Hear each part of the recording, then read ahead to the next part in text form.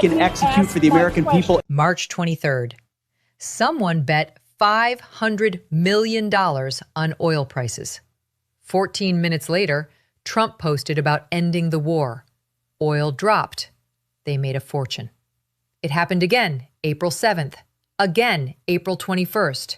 Same 14-minute window. 3 times. One soldier is sitting in federal court today for betting $20 on the Maduro capture.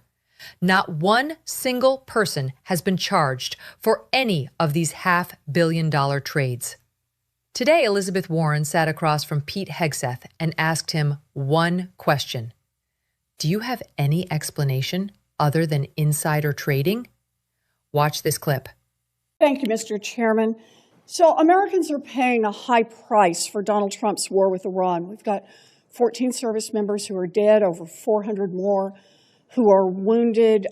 Prices are rising for nearly every American family. But someone is profiting off Trump's war. Insiders who know what's going on and who place bets on that inside information.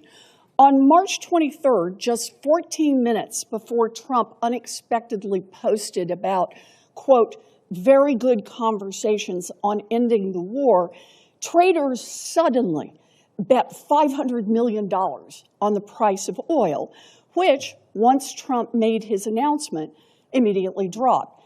It happened again on April 7th, and then again on April 21st, a surge in oil bets, then a Trump post, and then a huge shift in oil prices in just the space of minutes. It looks like insiders have been making out like bandits using secret information about the war. Now, one U.S. soldier has been charged, but that was for betting on capturing Maduro months ago. Not a single person has been charged in the many trades over the Middle East war. So, Secretary Hegseth, do you have any explanation for these perfectly timed spikes in trading activity other than insider trading? Senator, all I can tell you is that everything we've done in our department, everything we've done with information, in working with the White House and across the interagency has been completely above board. Well, so what does it mean? Do you have any other explanation other than insider trading? Do you have a story for why just minutes before there's an announcement, there's a surge in trading activity? Senator, I'm more than focused on doing my job and ensuring we execute properly, which thankfully, under this administration, our troops have done incredible things in all these missions. My job in all of those moments is to make sure we're prepared. And that's part of the reason why we've been so successful in these raids, in these efforts, is that this joint force is prepared. You're saying you're not paying any attention to this insider trading. Is that what you're telling me? That you've paid no attention to this? You haven't noticed it? You haven't done anything about it?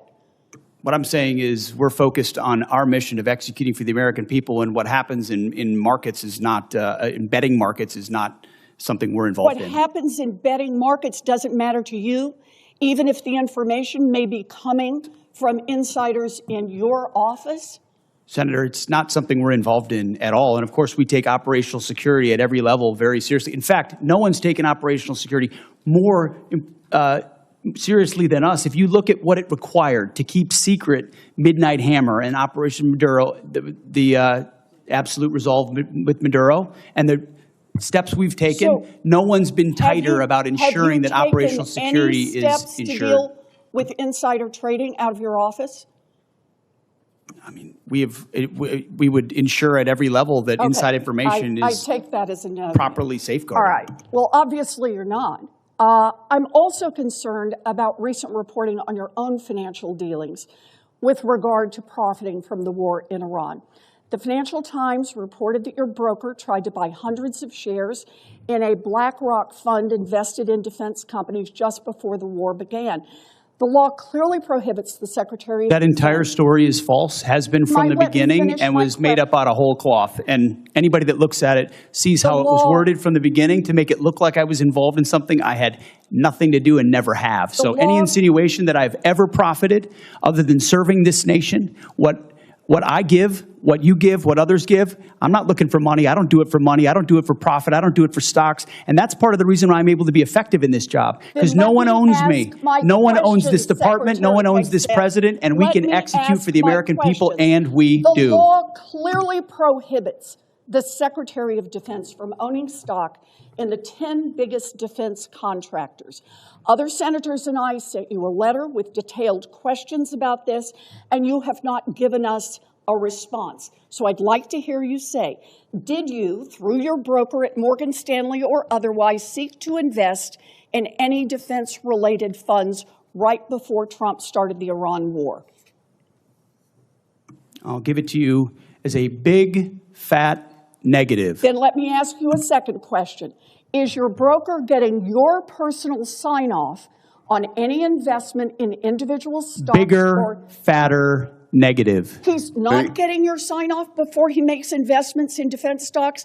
Can I refer you to your I'm not making investments, Senator. I am asking, does he know that he has to get your sign-off before he does that? Of course. I don't know what you're looking for, but you ain't going to find it.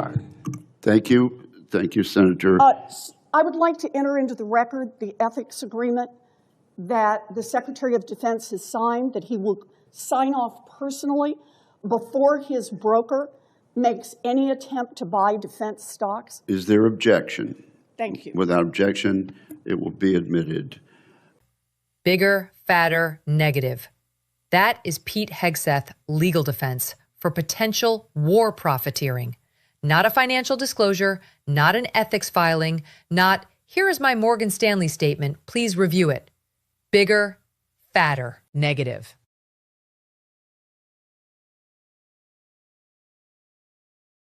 The Secretary of Defense of the United States of America responded to questions about $500 million oil trades timed to presidential announcements with the vocabulary of a 14-year-old who got caught cheating on a test. Bigger, fatter, negative.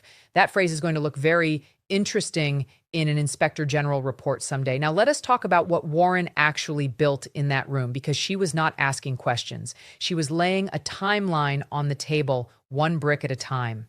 Somebody placed $500 million on oil prices 14 minutes before Trump posted about ending the war.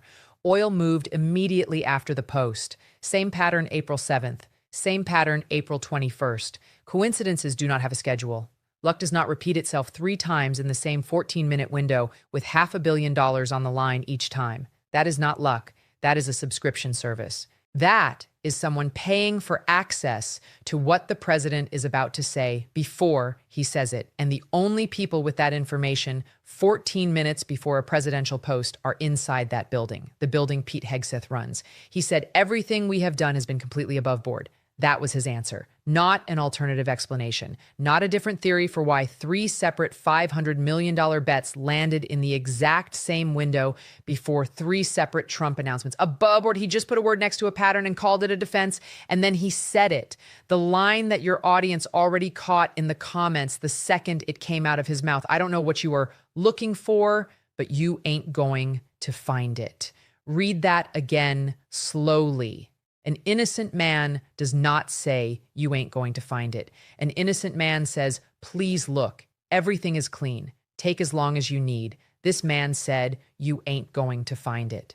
He just told you exactly how well it is hidden and exactly how confident he is that nobody with real power is coming to look. That sentence is not a denial. That sentence is a dare. Warren did not argue. She entered the signed broker agreement into the congressional record. While he was still calling the Financial Times story false, he said false. She put the document on the table. Same 5 minutes, same hearing. The document does not care about bigger, fatter negatives. It just sits there.